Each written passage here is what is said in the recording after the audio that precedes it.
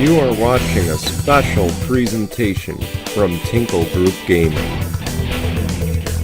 Hello guys and welcome here to the Jello Cup Series. This is race number 30 here today from the Watkins Glen International Raceway.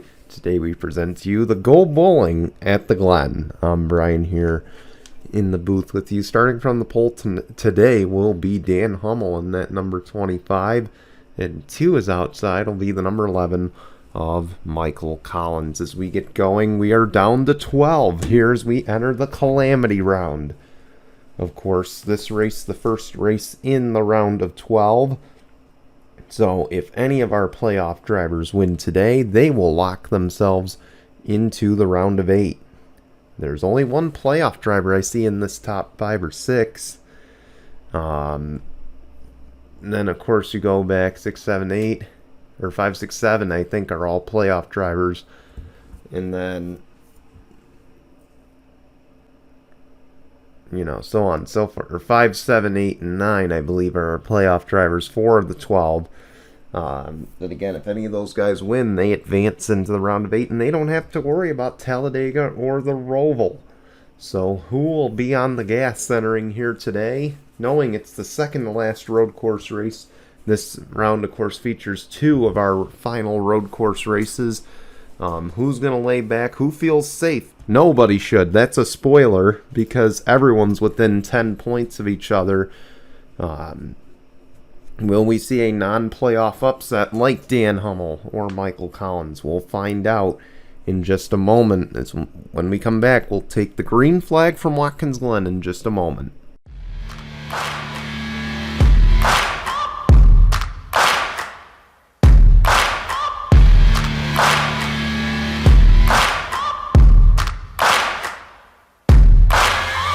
Searching for greatness in a sea of the dying and shameless, a sea of the aimless. I don't wanna be one of the nameless. I'ma wake up with the mindset that one day I'm gonna make it, and I don't think I'll be fine if I don't break my limitations.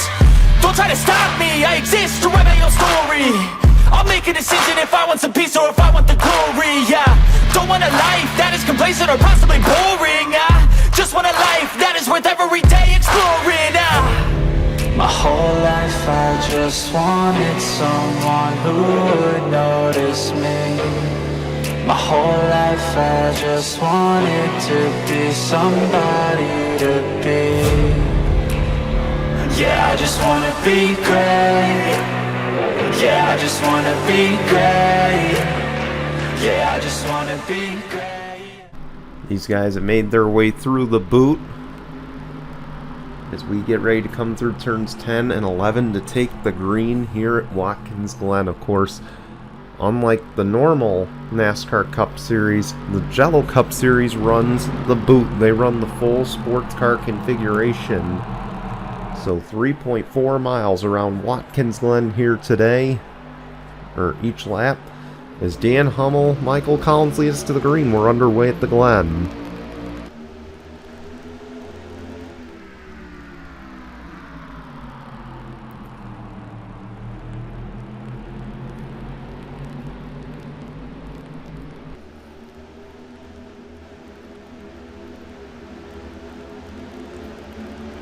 Ruby S is still side by side for the lead.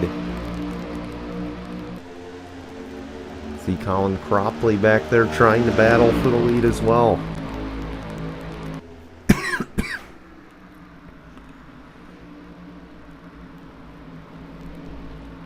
And they're still side by side. Michael Collins not giving up on this battle, neither is Dan Hummel, as they will go through to the boot.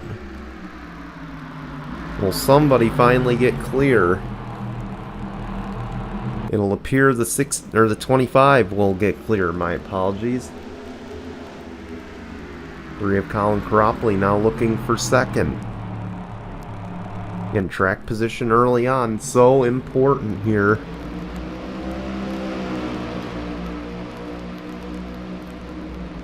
Hence why neither of those two wanted to give up the battle for the lead.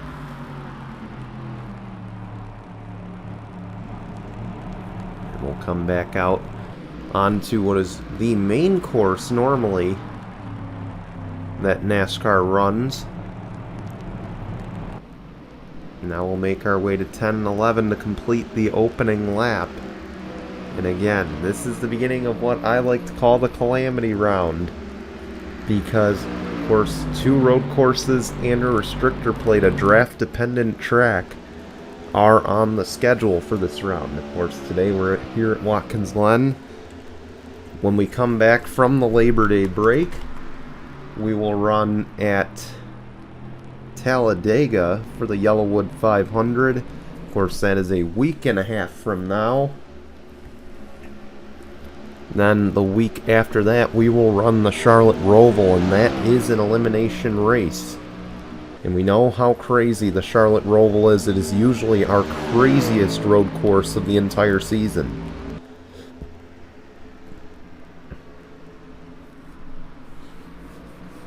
And it should prove to be just that.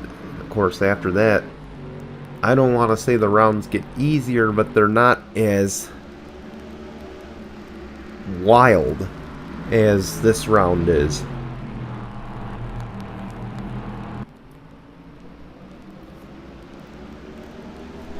Of course, this race is going to be a big strategy race. See Dan Hummel leading, but what's he going to do as far as his pit stops are concerned? You know, what does Daniel Voiles do? And keep in mind, Daniel Voiles is the highest running playoff driver right now in that number 4.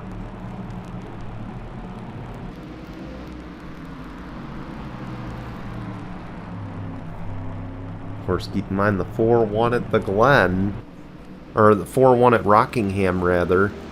So the 4 had more races to prepare for this one, as we're going to ride on board from the roof cam. Actually, I think they do in the cockpit. There we go. Let's see what the world sees here for a lap. Look at how close they are. They're all running laps in the minute 51 bracket.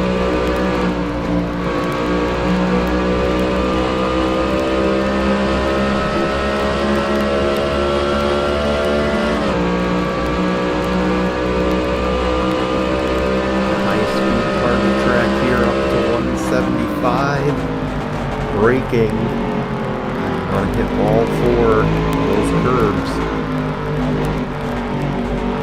Now into the carousel. Let's see, a little bit more open on the throttle because they don't have to make that corner.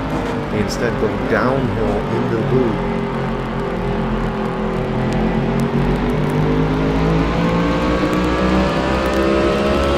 Working on the 11 of Michael Collins.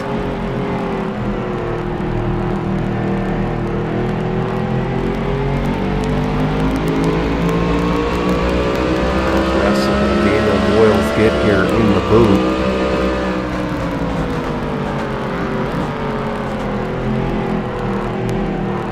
There's got to be that feeling of I've got to be aggressive as we come out of the booth this time.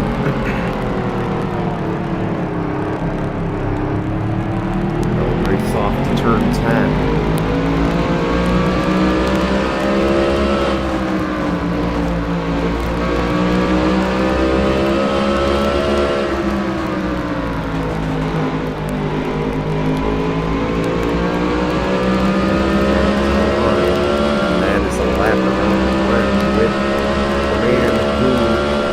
Paced the entire first round.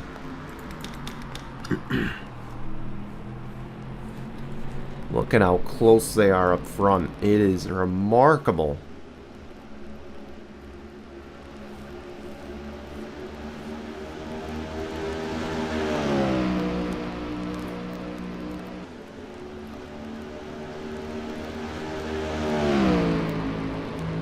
Dan Hummel able to get a little bit of separation going to the bus stop.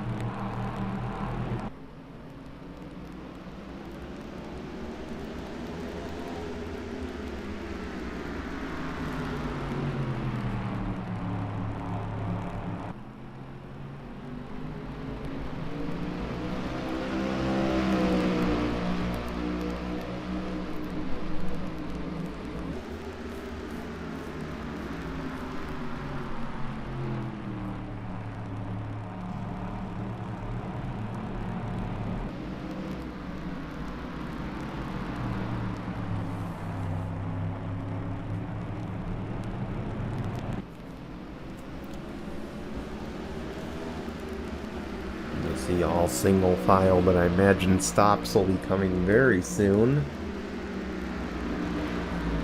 Anybody make the turn? No. At least not in the top 4.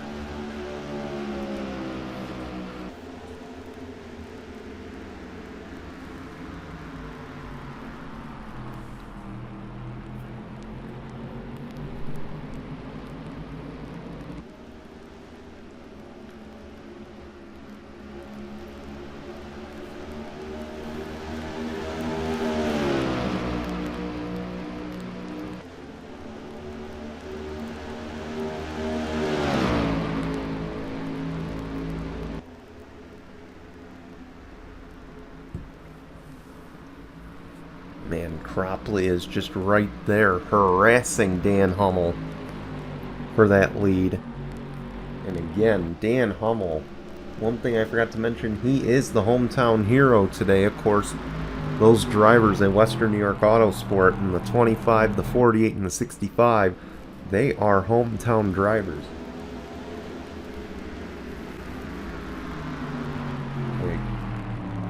All 3 of them from the Rochester area.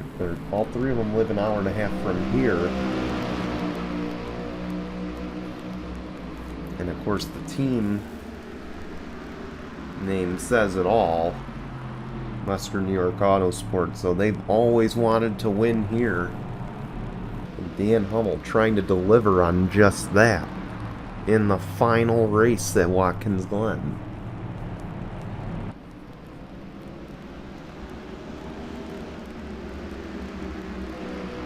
Gets a little bit of a gap now between him and the 3.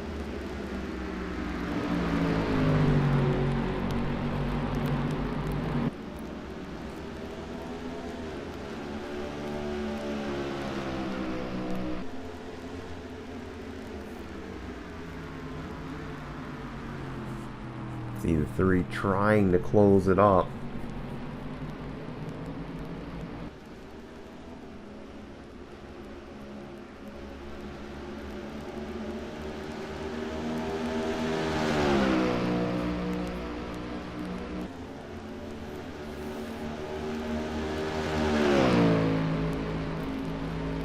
Gap's getting slightly larger.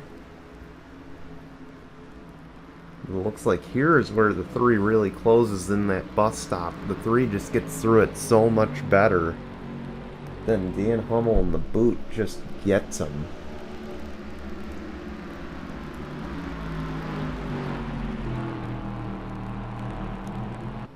Or at least exiting the boot, going onto the front straight. You see here, Colin Cropley has closed it up.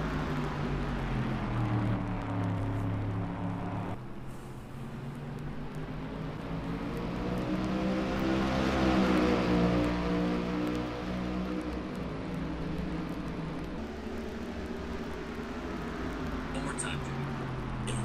Oh, shoot, sorry guys.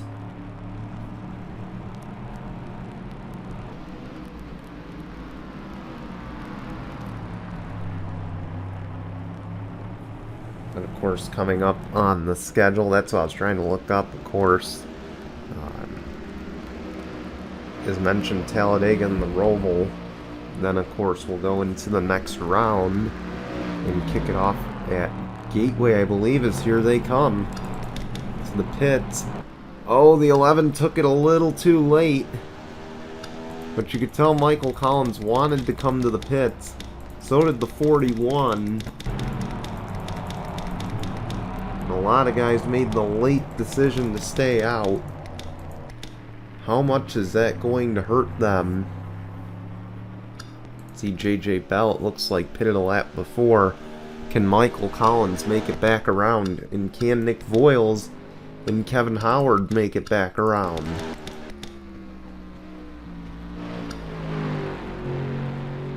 There's JJ Bell. Where does he slot out? He did the undercut.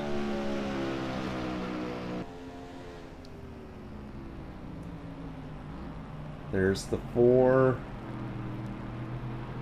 There's the 3. Does he come out ahead of Colin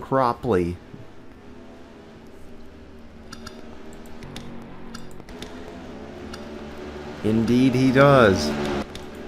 Dan Hummel loses 2 spots in the pits.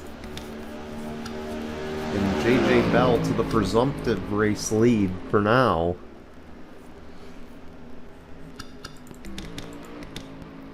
So you see the undercut work. And again, the question is now, can the 11 make it back around?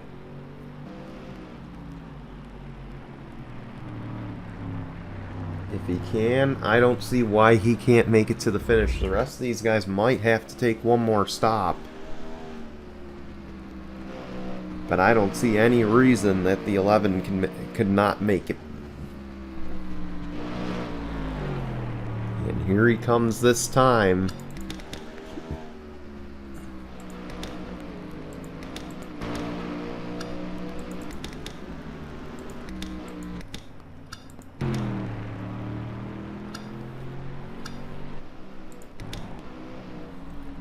There's the 51.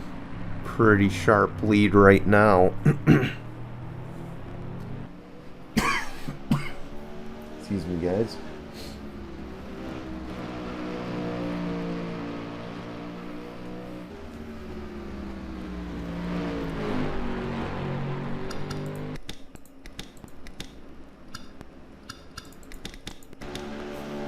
Here he comes. He's easily going to cycle to the lead here.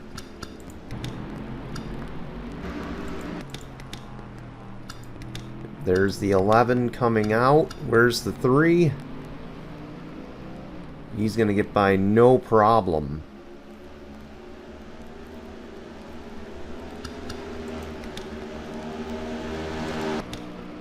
But J.J. Bell, now the race leader. And again, if he wins, he locks into the round of 8 no matter what happens at Talladega or the Charlotte Roval. So that is no doubt something he's considering right now by playing this early pit strategy.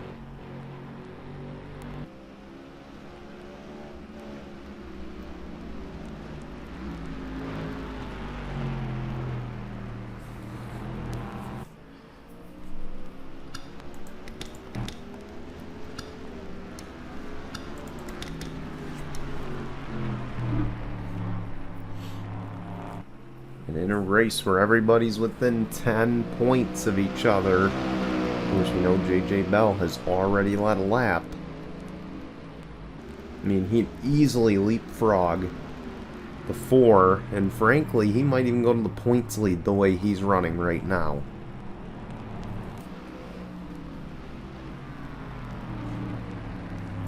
And again, that's just how crucial these points are. See Michael Collins under pressure for 3rd.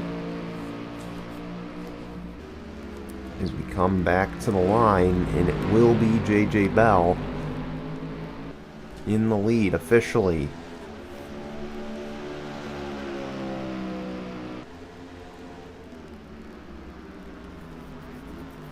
But again, is there one more stop coming?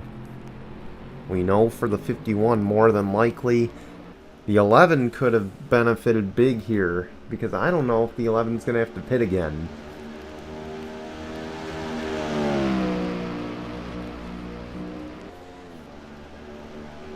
But see Cropley closing up. The tires have heated up.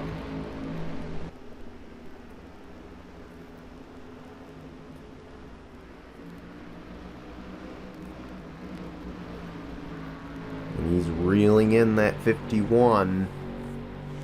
There's no doubt Cropley feels like his car has been fast today. And he wants to show it by getting the lead. And again, Cropley not one of those playoff drivers. A win to him basically is just to cap off the season on a high note. And show that stepping down to the Lift National Series last season to focus on that title hunt was not for nothing.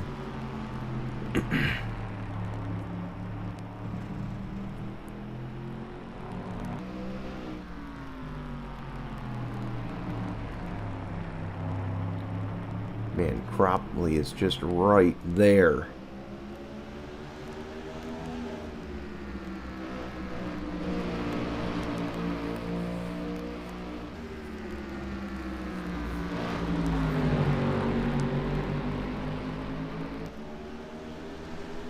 And the more the 51 holds him up, can it reel in those other guys as we reach the out of turn 4 to go here at the Glen.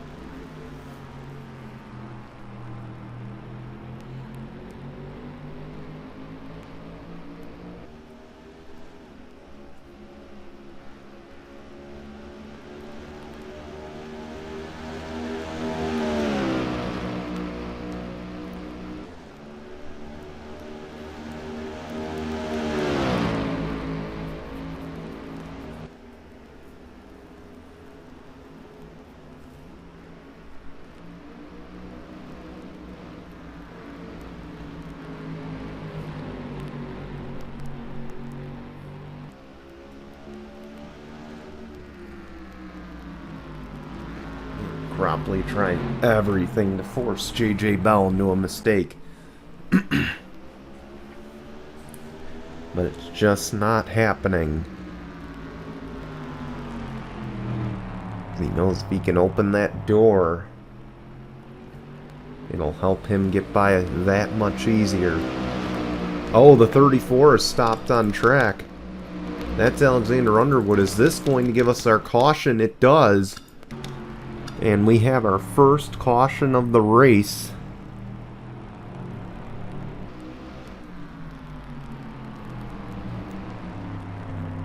And this could very well lead to overtime.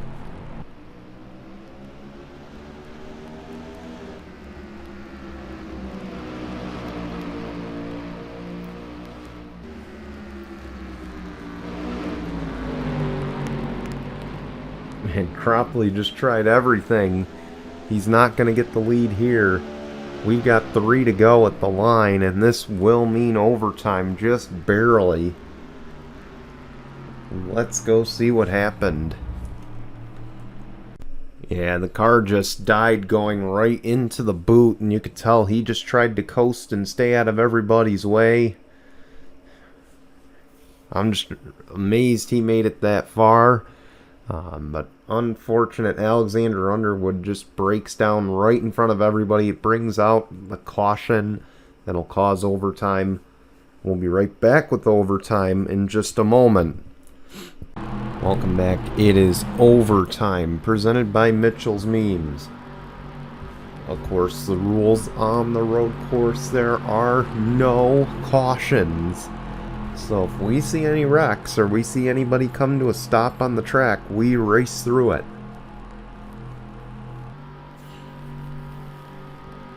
So this will be the only overtime in this race.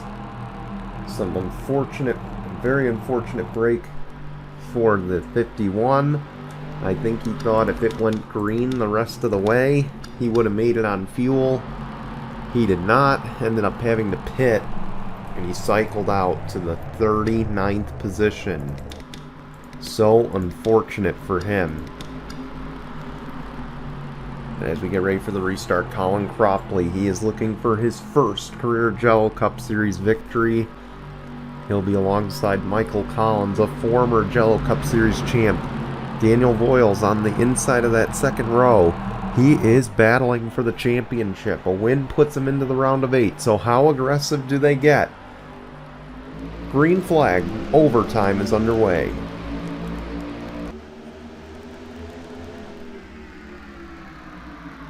The 11 tries to outbrake the 3 into the first turn. And he's going to try to clear. We know how strong that 11 was in the opening stint. But will the 3 give him a run? Yes. An aggressive dive by the 11, and he won't get the lead out of it. Colin Cropley to the race lead.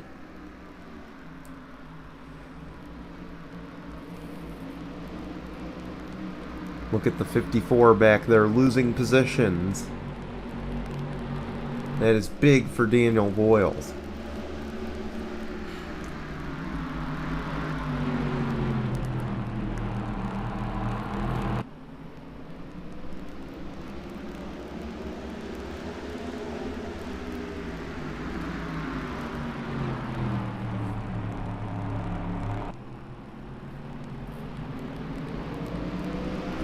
some side-by-side still, but looks like the top 7 or 8 have gone single file.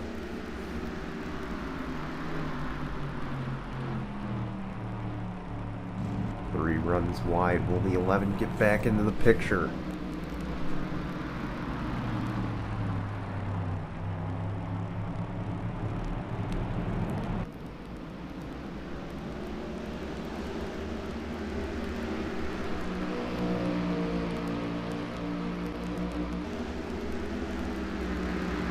We'll come back to the white flag this time.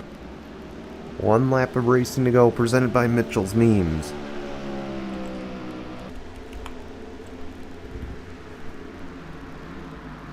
The 11 tries again.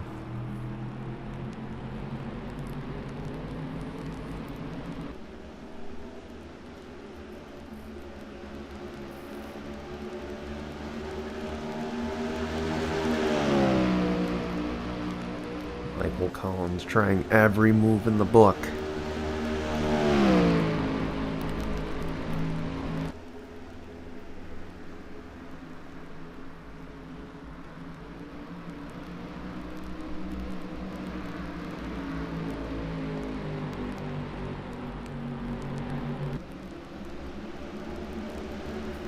Through the boot for one final run.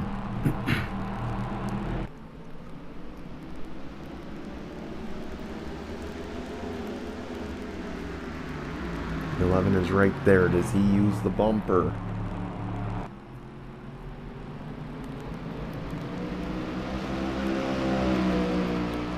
We know how Michael Collins' season has gone. He's had to use 3 provisionals, or 2 or 3 provisionals so far. So you gotta wonder how aggressive he gets trying to get this lead.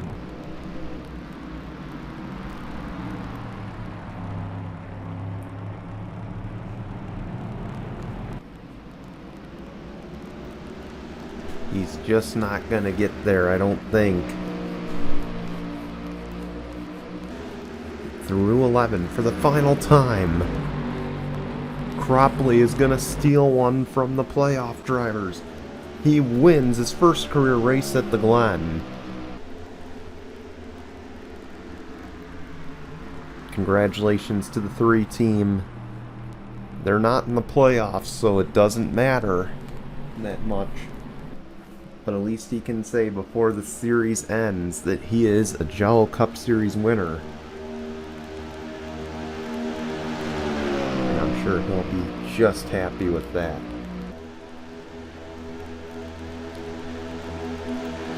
I want to thank you for watching. We're going to show you results and your standings, and we'll be back for race number 31 in a week and a half at Talladega. We hope you enjoy your Labor Day weekend, and we'll see you well after that. Until then, goodbye everyone.